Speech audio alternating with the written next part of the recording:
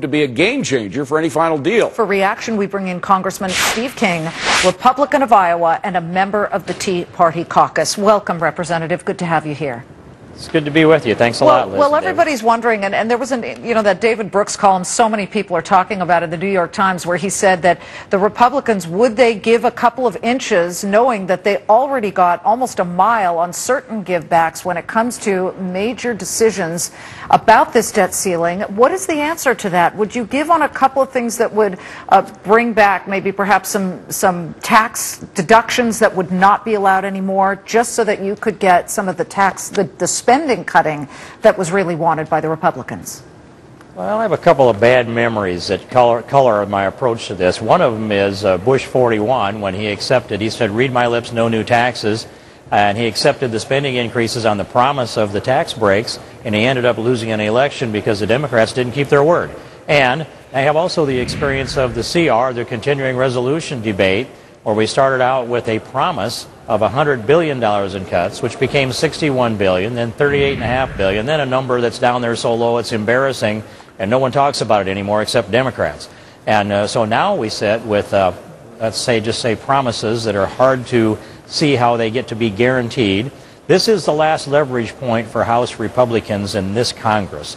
We have to have another election before this is going to happen, with the exception perhaps of when Harry Reid sent us an omnibus spending bill in September and demands that we approve it or see the government shut down. So I think we need to use the maximum leverage. We need to get to a balanced budget. We need to stand very, very strong on this debt ceiling increase. All right, let's talk taxes. Nancy Pelosi says there's got to be some kind of tax increase in there. The government's going to get more revenue. Doesn't this jobs figure today make it much tougher to make the case that for any kind of tax increase at all? Well, for her, it doesn't seem to be a problem whatsoever. But for me, I would think that it should be any kind of deal breaker of whatever was being discussed. But here's where the difference is between the two sides. President Obama is a Keynesian economist on steroids. He believes that there's no limit to the amount of money you can borrow and hand to people and ask them to spend it that would just giantly increase this huge chain letter that is created by borrowing money.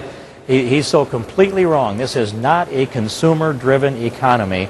This is a production-driven Well, it's not economy. working. I mean, his response is, well, it would have been a lot worse. But it's not working. We look at those figures, 9.2% unemployment. By his own standards, this thing is not working. When something doesn't work, you change.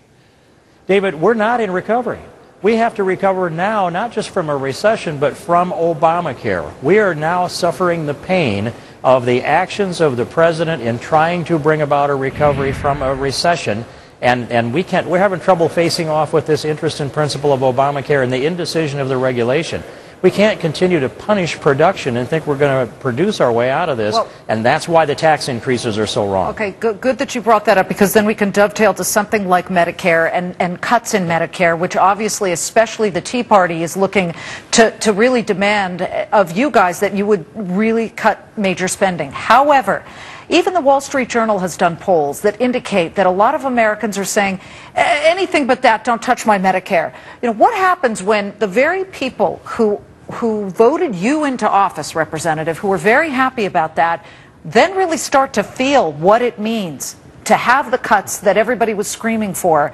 Then you may not win again. And that's the problem. I mean, I think a lot of people didn't realize what it would actually feel like and the sacrifices we all have to make if we stop spending so much. Well, first, I can guarantee you that the people out there under the Gadsden flags do not feel the cuts in their Medicare. They have not taken place. They aren't proposed by Republicans. They're instead a different means of approaching the way we purchase Medicare. We're guaranteeing that everybody 55 and up doesn't see a change whatsoever. I think that the people that have, and I've stood, and it's a joyous day to walk among the people that come out here to protect our constitutional conservative principles. They're ready to tighten their belt. They just maybe weren't quite ready for all of the demagoguery that has flowed out of the Democrats. They've unfolded their playbook that's probably 3 decades old, and they keep running the same thing over and over again. They know that senior citizens have more to fear from something that could happen to their fixed income than any other age group, and they use that. And we just simply need to keep educating people so that they understand that Medicare cannot be sustained over the long run, and doing nothing or doing what the Democrats advocate is the greatest risk to people who are counting on Medicare in their retirement age. All right, what can you tell us about the debt ceiling negotiations? Is there going to be a deal before August 2nd? I'll make a little prediction. I asked a question today. I was sitting at a table with, I may say, the group of the leading conservatives in the House of Representatives, and I asked this question. Has anybody here been whipped on the debt ceiling vote? Utter silence. Utter silence. No one had been. Whip means getting asked how you're going to vote. Go ahead. Yes, correct. And so I said, then we know that there are going to be votes counted on the Democrat side of the aisle, or they'd be talking to us now, finding out what they need to get our votes. So your conclusion based on that is?